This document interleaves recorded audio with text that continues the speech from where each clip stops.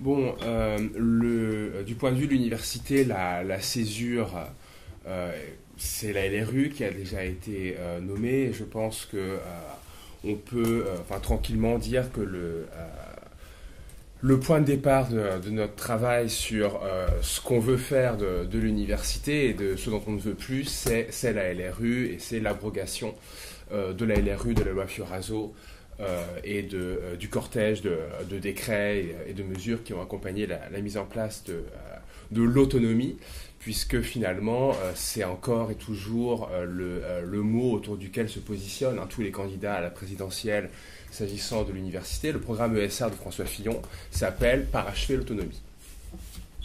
Donc c'est le mot d'ordre. Voilà, parachever l'autonomie et achever l'université par la même occasion. Macron, oui, entre autres choses, on va achever beaucoup de choses. Macron, n'en parlons pas, puisque c'est son équipe, c'est les gens qui ont fait la LRU, donc a priori, il n'y aura pas de rupture. Le mot d'ordre, c'est donner un droit d'initiative aux établissements et aux acteurs locaux, donc ça veut dire détruire toute forme de statut national. Donc visiblement, elle est là, la vraie ligne de clivage. Donc nous, on opte pour une position qui est la position de... en gros, mettre la 6e République à l'université et faire une université pour la 6e République.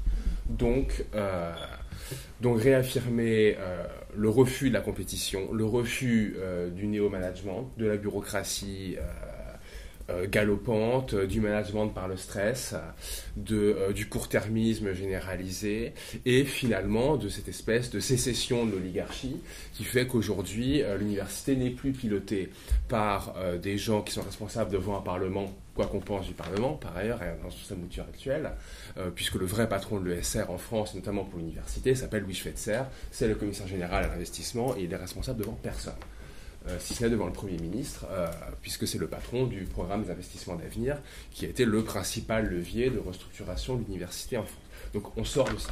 On sort du programme d'investissement d'avenir, on revient sur toutes ces lois, et on construit un nouveau modèle, avec des thèmes qu'on va retrouver par rapport à ce que tu as dit. Donc évidemment, la fin du HCERS, ça va aussi concerner bien sûr l'université.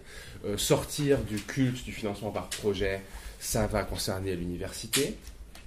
La démocratisation, très concrètement, va aussi impliquer de revoir tout un tas d'aspects de la gouvernance des universités et des structures. Gouvernance, c'est déjà un mot qu'il faudrait bannir, mais bon. De la façon dont les universités sont gérées par des gestionnaires. Justement, sortir des gestionnaires et revenir à ce que c'est réellement que l'autonomie de l'université, c'est-à-dire le contraire de Pécresse et Fioraso, mais la liberté de l'enseignement et de la recherche et la gestion de l'université par les universitaires collégialement. Donc avec un président d'université qui ne soit plus un manager tout-puissant, indétrônable, s'appuyant sur le soutien des membres extérieurs nommés de son comité, de son conseil d'administration, mais qui soit un membre élu au conseil d'administration, élu en leur sein par les membres élus et eux seuls, révocable, c'est un des maîtres mots de l'avenir en commun dans tous les domaines, la révocabilité des élus par le corps qui les a élus, si jamais ils font défaut à leur mission. Donc les présidents d'université doivent être révocables, leur mandat est unique, et évidemment ils sont directement responsables devant les conseils d'administration, de la même manière que le VP Recherche doit être directement responsable devant la commission recherche ou l'instance qui succédera. Vice-président à la recherche. Que tous les postes exécutifs doivent être liés à l'élection par un conseil lui-même élu de la façon la plus démocratique possible, ce qui nous semble impliquer en gros de faire le suffrage universel à l'université. Le suffrage universel, c'est pas tout le monde vote. Le suffrage universel, vous regardez les dates officielles de passage du suffrage universel dans les différents pays du monde, c'est pas la date à laquelle tout le monde a le droit de vote. Le passage du suffrage universel, c'est la date à laquelle on abolit le vote par collège. Donc on abolit le vote par collège. Concrètement, la voix d'un ingénieur de recherche en CDD ne doit pas compter plus que la voix d'un professeur des universités de classe exceptionnelle. Un chercheur est un chercheur, et voilà. Après, On peut toujours mettre des clauses comme quoi il faut que le président de l'université soit PU, par exemple, c'est pas du tout un problème, mais au moment du vote, pour casser un certain nombre de féodalités, pour casser un certain nombre de mécanismes de domination parfois extrêmement pernicieux qui sont là dans les universités, il faut ouvrir les vannes et en partie noyer certaines corporations dans le flot des doctorants, des alters. Et concrètement, ça peut aussi changer beaucoup de choses sur la façon dont la précarité sera traitée à l'université, sur la façon dont les femmes seront traitées à l'université, puisqu'évidemment, faire sauter le vote par collège, c'est aussi, dans les faits, minorer le poids du groupe des professeurs d'université qui est très masculin, majorer le poids du groupe d'un certain nombre de groupes de personnel, y compris BIATS, beaucoup plus féminisés. Donc ça change énormément de choses. C'est potentiellement très clivant. C'est une mesure qu'on a proposée.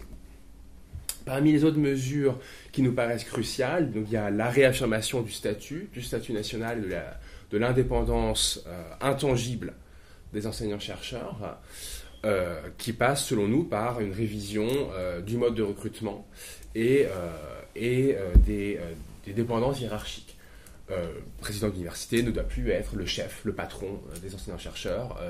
Selon nous, ils doivent dépendre uniquement d'une structure collégiale du capital, la compétitivité, l'attractivité et la rentabilité qui doivent prévaloir à l'université, contre des universités de bassin qui sont en gros des espèces c'est du traitement social du chômage pour fournir un vivier inépuisable de stagiaires, de préférence non rémunérés aux PME locales, avec une recherche atrophiée et on recrute exclusivement des pragues. Donc ça nous paraît être tout à fait... c'est pas possible, quoi. Les communes, qui sont en partie des instruments de ça, les systèmes de financement actuels, tout ça saute avec l'abrogation des lois. Le cadre national est là aussi pour éviter, pour bloquer ça. La prise en charge des frais d'inscription par l'État est aussi une mesure, ça coûte pas grand-chose, hein, alors, les médias n'ont retenu que ça du livret. En pratique, c'est une mesure symbolique, alors, dans tous les sens du terme, ça coûte pas grand-chose. 275 millions d'euros à l'échelle, pour les sommes dont on parle, c'est peanuts. Mais c'est un symbole fort parce que c'est aussi refuser de s'inscrire dans une logique qui est une logique de démantèlement d'un service public, de course aux économies de bout de chandelle d'un côté, à la rentabilité à tout prix de l'autre, dans le sens donc reconstituer un véritable service public national, avec un recrutement national d'enseignants-chercheurs. On aura l'occasion, je pense, de parler du nouveau système de recrutement qu'on propose, qui est là encore un point clivant, mais je pense relativement assumé, et sortir de la compétition à tous les niveaux pour réaffirmer vraiment ce caractère collégial et démocratique, profondément démocratique, qui doit caractériser l'université républicaine.